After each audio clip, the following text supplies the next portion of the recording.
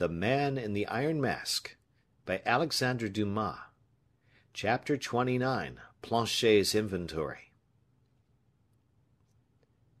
Athos, during the visit made to the Luxembourg by Raoul, had gone to Planchet's residence to inquire after D'Artagnan. The comte, on arriving at the Rue des Lombards, found the shop of the grocer in great confusion, but it was not the encumberment of a lucky sale, or that of an arrival of goods. Planchet was not enthroned, as usual, on sacks and barrels. No, a young man with a pen behind his ear, and another with an account book in his hand, were setting down a number of figures, whilst a third counted and weighed. An inventory was being taken. Athos, who had no knowledge of commercial matters, felt himself a little embarrassed by material obstacles and the majesty of those who were thus employed.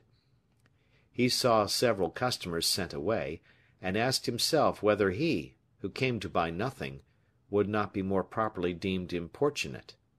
He therefore asked very politely if he could see Monsieur Planchet. The reply, quite carelessly given, was that M. Planchet was packing his trunks. These words surprised Athos. "What, his trunks?" said he. "Is Monsieur Planchet going away?" "Yes, monsieur, directly." "Then, if you please, inform him that Monsieur le Comte de la Fere desires to speak to him for a moment." At the mention of the comte's name, one of the young men, no doubt accustomed to hear it pronounced with respect, immediately went to inform Planchet. It was at this moment that Raoul, after his painful scene with Montalais and De Guiche, arrived at the grocer's house. Planchet left his job directly he received the comte's message. "Ah, monsieur le comte!" exclaimed he, "how glad I am to see you! What good star brings you here?" "My dear Planchet," said Athos, pressing the hand of his son, whose sad look he silently observed, "we are come to learn of you. But in what confusion do I find you? You are as white as a miller. Where have you been rummaging?" "Ah, diable! Take care, monsieur. Don't come near me till I have well shaken myself." "What for? Flour or dust only whiten." "No, no. What you see on my arms is arsenic." "Arsenic?" "Yes, I am taking my precautions against rats." I suppose in an establishment like this, rats play a conspicuous part." "It is not with this establishment I concern myself, monsieur le comte. The rats have robbed me of more here than they will ever rob me of again." "What do you mean?" "Why, you may have observed, monsieur, my inventory is being taken." "Are you leaving trade, then?" "Eh? Mon Dieu! Yes, I have disposed of my business to one of my young men." "Bah! You are rich, then, I suppose?" "Monsieur, I have taken a dislike to the city. I don't know whether it is because I am growing old, or as Monsieur d'Artagnan one day said, when we grow old, we more often think of the adventures of our youth. But for some time past I have felt myself attracted towards the country and gardening. I was a countryman formerly." And Planchet marked this confession with a rather pretentious laugh for a man making profession of humility. Athos made a gesture of approval, and then added, "You are going to buy an estate, then?" "I have bought one, monsieur." "Ah, that is still better." "A little house at Fontainebleau, with something like 20 acres of land round it." "Very well, Planchet. Accept my compliments on your acquisition."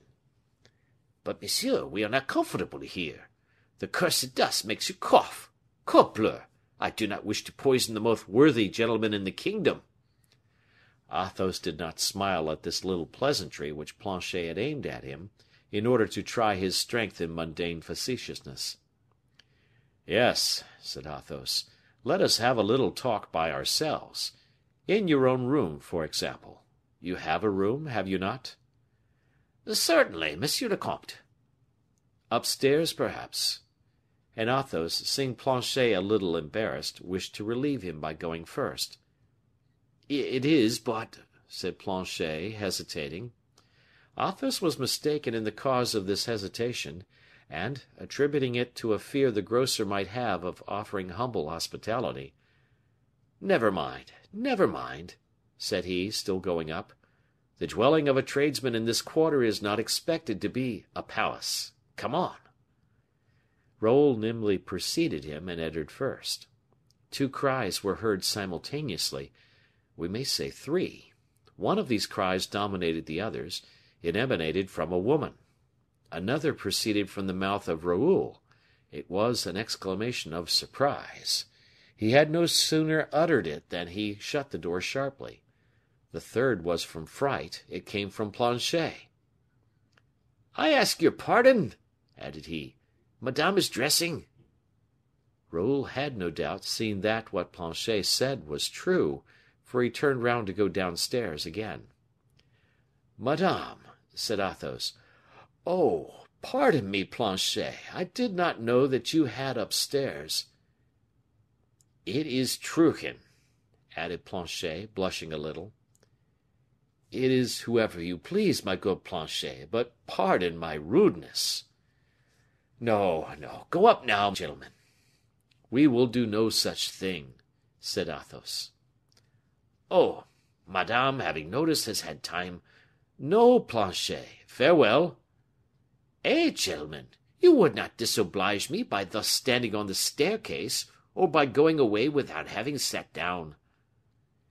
"If we had known you had a lady upstairs," replied Athos, with his customary coolness, "we would have asked permission to pay our respects to her." Planchet was so disconcerted by this little extravagance that he forced the passage, and himself opened the door to admit the comte and his son. Truchen was quite dressed, in the costume of the shopkeeper's wife, rich yet coquettish. German eyes attacking French eyes. She left the apartment after two courtesies, and went down into the shop, but not without having listened at the door, to know what Planchet's gentlemen visitors would say of her. Athos suspected that, and therefore turned the conversation accordingly. Planchet, on his part, was burning to give explanations, which Athos avoided.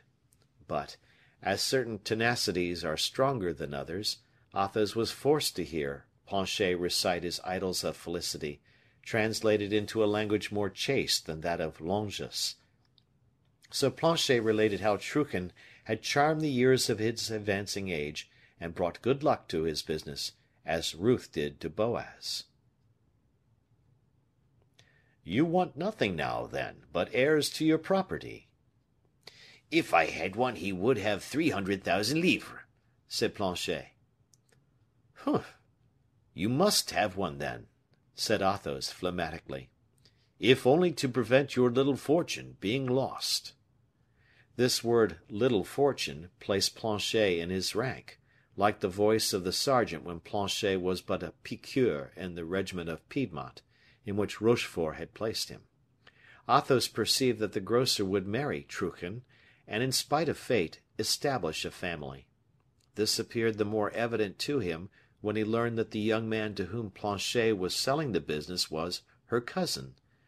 Having heard all that was necessary of the happy prospects of the retiring grocer, "What is Monsieur d'Artagnan about?" said he. "He is not at the Louvre." "Ah, Monsieur the Comte, Monsieur d'Artagnan has disappeared." "Disappeared!" said Athos, in surprise. "Oh, monsieur, we know what that means." "But I do not know." "Whenever Monsieur d'Artagnan disappears, it is always for some mission or some great affair." "Has he said anything to you about it?" "Never." "You were acquainted with his departure for England formerly, were you not?" "On account of the speculation," said Planchet, heedlessly. "The speculation?" I mean," interrupted Planchet, quite confused. Well, neither your affairs nor that of your master are in question. The interest we take in him alone has induced me to apply to you. Since the captain of the musketeers is not here, and as we cannot learn from you where we are likely to find Monsieur d'Artagnan, We will take our leave of you. Au revoir, Planchet. Au revoir. Let us be gone, Raoul. Monsieur le Comte, I wish I were able to tell you. Oh, not at all. I am not the man to reproach a servant with discretion. This word servant struck rudely on the ears of the demi millionaire Planchet, but natural respect and bonhomie prevailed over pride. There is nothing indiscreet in telling you, monsieur le comte. Monsieur d'Artagnan came here the other day. Aha! And remained several hours consulting a geographical chart. You are right, then, my friend. Say no more about it. And the chart there is a proof, added Planchet, who went to fetch from the neighboring wall, where it was suspended by a twist, forming a triangle with the bar of the window to which it was fastened, the plan consulted by the captain on his last visit to Planchet. This plan, which he had brought to the comte, was a map of France, upon which the practiced eye of that gentleman discovered an itinerary marked out with small pins. Wherever a pin was missing, a hole denoted its having been there. Athos, by following with his eye the pins and holes, saw that D'Artagnan had taken the direction of the south, and gone as far as the Mediterranean, towards Toulon. It was near Cannes that the marks and the punctured places ceased. The Comte de la Fere puzzled his brains for some time, to divine what the musketeer could be going to do at Cannes, and what motive could have led him to examine the banks of the Var. The reflection of Athos suggested nothing. His accustomed perspicacity was at fault. Raoul's researches were not more successful than his father's. Never mind, said the young man to the comte, who silently and with his finger had made him understand the route of D'Artagnan. We must confess that there is a providence always occupied in connecting our destiny with that of Monsieur d'Artagnan. There he is on the coast of Cannes, and you, monsieur, will at least conduct me as far as Toulon. Be assured that we shall meet with him more easily upon our route than on this map. Then, taking leave of Planchet, who was scolding his shopmen, even the cousin of Truchen, his successor, the gentlemen set out to pay a visit to M. de Beaufort. On leaving the grocer's shop, they saw a coach, the future depository of the charms of Mademoiselle Truchen and Planchet's bags of crowns. "Every one journeys toward happiness by the route he chooses," said Raoul, in a melancholy tone.